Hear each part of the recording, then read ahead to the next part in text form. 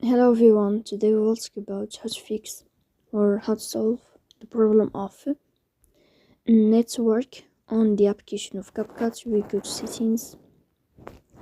Here we go to apps, default apps, app settings. In this list you will scrolling down until you find CapCut. In this page of app info you will click on first stop and you will click OK. Here you will enter to storage. Then you will click on clear cache, but pay attention, don't click clear data because that can delete your account.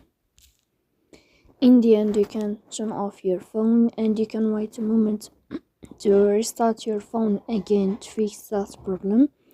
So please don't forget to support us by like and subscribe. See you next time in another video and thank you for your watching.